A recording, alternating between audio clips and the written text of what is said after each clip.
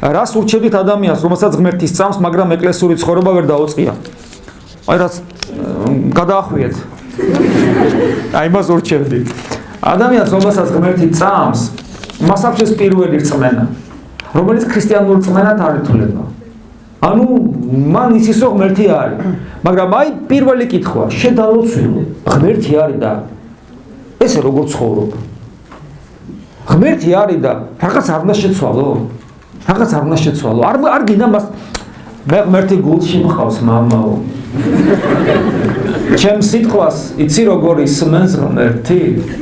იცი როგორ ზრუნავს ჩემზე?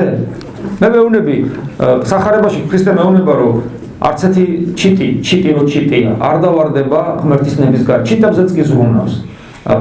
ძველი აღთქმა მასწავლ ყველა ცხოველზე ზრუნავს. საერთოდ ნებისმიერი არსების გული რო ცემს, ღვთის განგებულებით ცემს.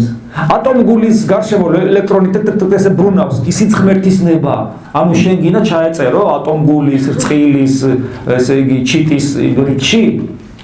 ახლა ლაპარაკია შენს როგორც ღვთის ხარჯზე და ღმერთთან შორის ურთიერთობაზე.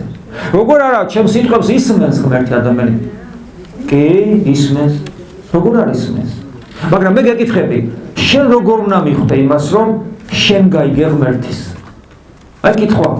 შენ ღმერთმა ეს რაღაცა ზეთქვი, რა თქმა უნდა ესმის. აი შენ როგორ ხვდები ღმერთმა რა პასუხი გაქცა? ან გაქცა თუ არა პასუხი? როგორ ჩემი სუბიექტური გამოცდილებით რაღაცას ასე მიგძენი და მე გეკითხები, ეგება ის ვინ შენ იგძენი? სხვა სულია, ეშმაკია. ან შენი ფსიქოლოგიური რაღაც მოძრაობებია. როგორ უნდა მიხვდე? არ არის საინტერესო? როგორ უნდა მიხვდე? შედალოცილო, ტყეში რო წახვიდე, ტყეში. გამოცდილი მონადირე რო არა ყავს, აი ჯუგლები ასე ცხოველი.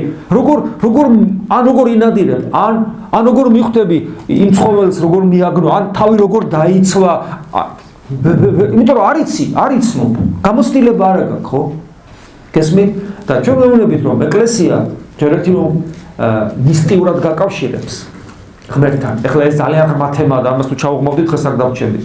მაგრამ არის მეორე 2000 სლოვანი სკოლა, რომელმაც იცის გამოცდილებით სკოლა, ხო? რომ როგორ მიხვდე, რომ ის ვინც შენ რაღაც სუბიექტურ განცდას გაძლევს, არის ღმერთი.